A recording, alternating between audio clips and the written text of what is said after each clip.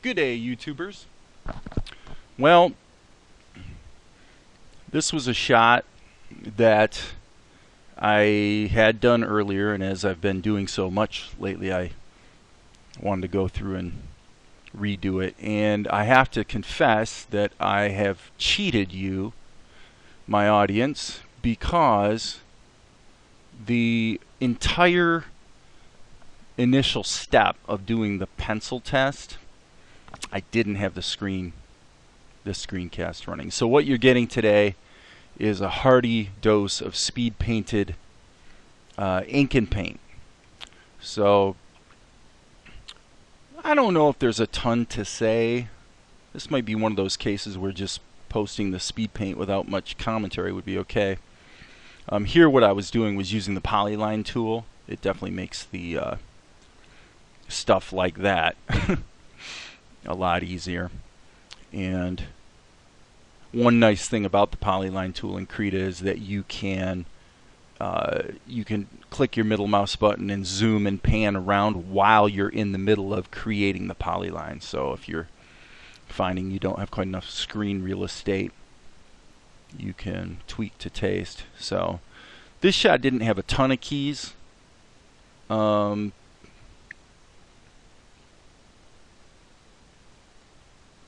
Well, I should say that the movement in general did not have a lot of keys.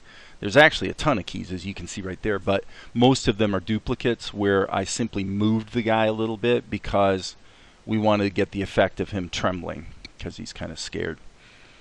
Mr. Big has just asked them, what's going on? Why is this job I sent you to do taking so long? And Mr. Naruto Hair seems to be pretty rattled by the situation. So I'm not 100% sure that I'm satisfied with the look I'm getting in terms of the ink.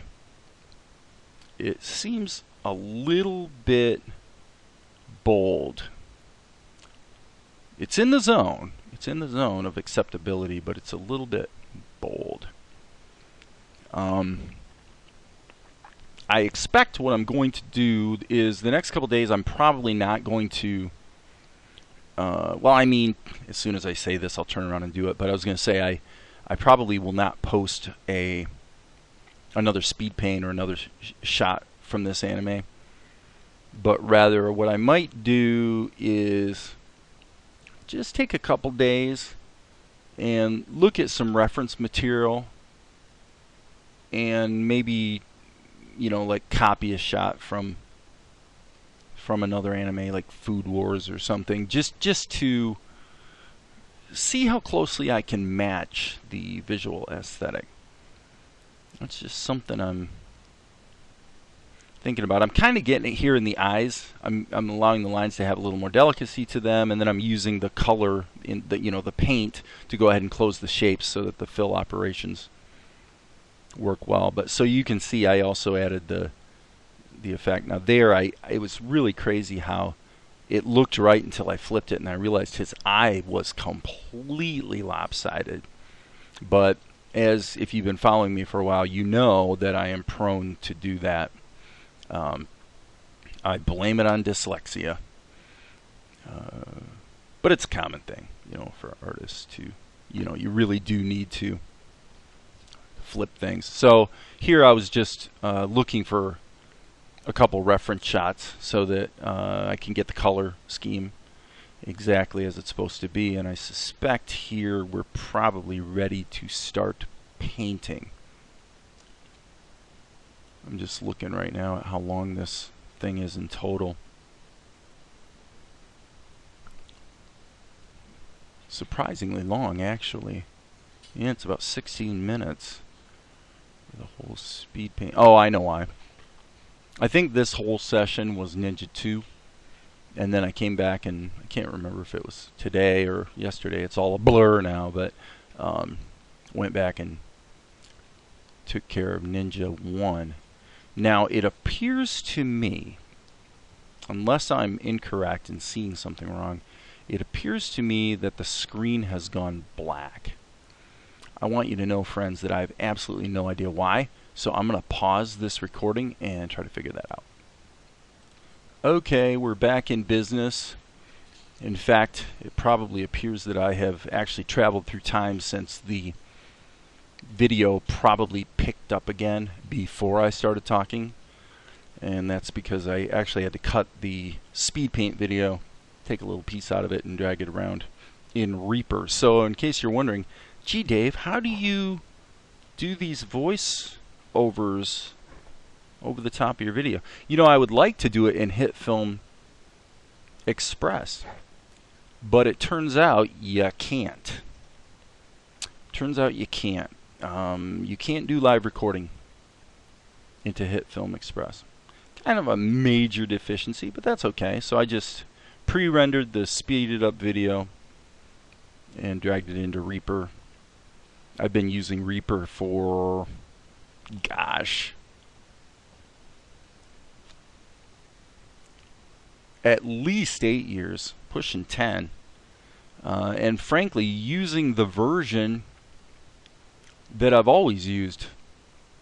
I have not upgraded to the Reaper 4 version or the Reaper 5 version. I've tried them, but what I have found is that the video playback, which is basically handled by FFmpeg under the hood, is quite a bit more smooth and performant in Reaper 3 point whatever I'm using. I think it's 3.78. And so I've used Reaper 3.78 to score,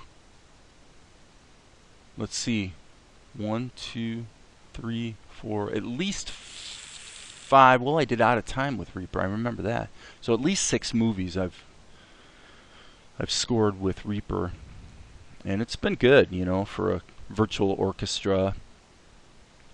Looking forward to doing the score on this show too, you know, if we ever get it done. But that's a topic for another day, I suppose. You know, this year has been pretty much devoted to grokking the animation process and basically unlearning things. You know, I've got a fairly distinctive drawing style, and this is not it. So this project has been a real learning curve for me because I've had to really subject my natural tendencies, both in drawing and in animation, subject it to the requirements of the project. So that's been good, a good discipline. Not always extra fun, but it's always good to have to, in my opinion, it's good to have to sort of subject yourself to the requirements of the project and not just do what comes naturally. And you know, through most of my career, cartooning, I've always been a cartoonist.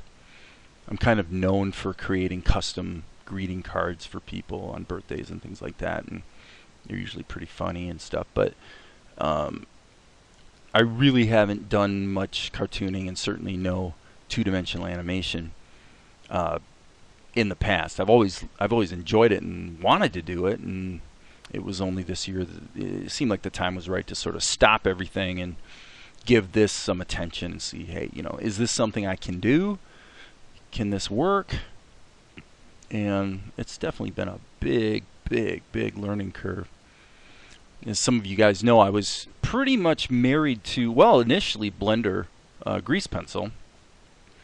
And when I bumped into some of its deficiencies, I transitioned to OpenTunes, and OpenTunes carried me quite a ways. And its deficiencies also showed up, although, to be fair, if there was a scene I did, well, I should say a sequence that I did in OpenTunes that consisted of probably 240 drawings. It was sort of like just an animated storyboard. And then what I did was I took each of the groups of related frames from that sequence, and in OpenTunes turned them into what OpenTunes calls a sub-X sheet. So that's kind of like nesting. If you've ever, if you're a programmer, it's like calling a function. You know, the function is over there in another piece of code, and when you call the function, it's just a one-liner to call the function. So you're nesting that functionality in the main part of your program. You know, and OpenTunes does the same things. You can have a complete, if you could take this timeline in Krita and essentially have the whole timeline treated with as many layers as it might have, and treat that as a single clip, and drag that into another Krita project, then that would be kind of a similar sort of concept. But the basic idea of that is that it's procedural. Meaning that theoretically, if it worked this way, you'd be able to double-click that clip, and it would magically open up another instance of Krita, and any changes you make in that timeline would then be reflected, automatically update in the master timeline. Hope that makes sense. It's a production paradigm that has proven extremely useful. I mean, when I've done movies, it's very common for us to put an entire scene of the movie in a single edit timeline, which I happen to use Sony Vegas for video editing generally, although I am using HitFilm Express, and I do like the compositing capabilities that I haven't really dove into too deeply, but it looks quite capable. Anyway, but normally what we'll do is we'll create the scene, we'll edit the scene, and then drag that into a master timeline. So then you wind up with a movie that has maybe 50 or 60 clips, and at any time you can click any of the clips and change the underlying edit, and everything propagates up into the master timeline. It'd be nice if you could do that with Krita. You know, it's pretty easy to max Krita out in terms of memory and start hitting the performance ceiling. It really happened on the last shot that I did, that I posted earlier this week. So really a nested timeline concept would probably be performance prohibitive for Krita, I expect. But it is a really useful paradigm, and in fact, I had mentioned in my last video, I think I had mentioned I'm doing an explainer video for a client, a corporate client, and I expect to actually use an animation platform called GreenSock, which is a JavaScript framework that is really, really good. It's really performant, and a lot of the fancy schmanciest explainer videos you might have ever seen were likely done, you know, if they're playing in the browser, especially if it's not a video, but it's actually a, you know, kind of the way Flash works. You know, you have a lot of assets like images or SVG graphics.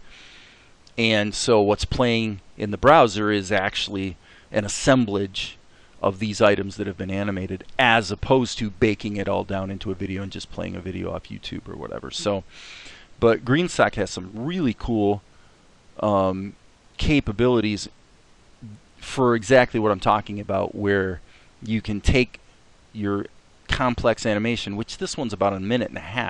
So there's a lot of animated elements because the animation's kind of non-stop. You know how explainer videos are. And so you can get each individual component timed out and working perfectly, and then with essentially a couple lines of code, you can embed that little mini animation into a master timeline. So it's a really nice architecture, very well designed, and very performant. I mean, it's really impressive. So I may dive back into the animation software that I was developing earlier this year. The reason I didn't keep going with it basically because I was getting the job done with Krita.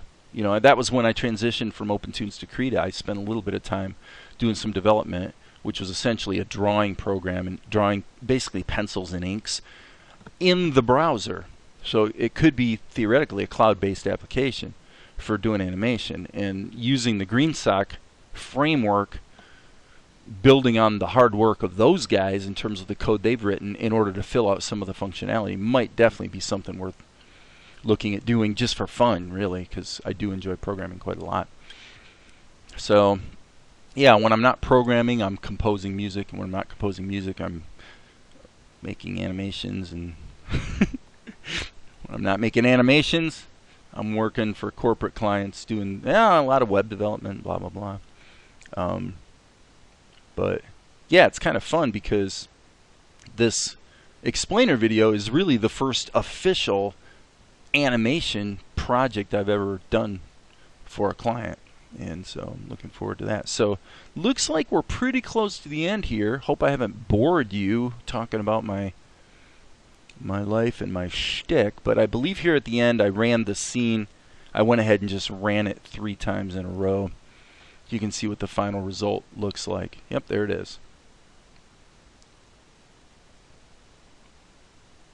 That's 1, 2,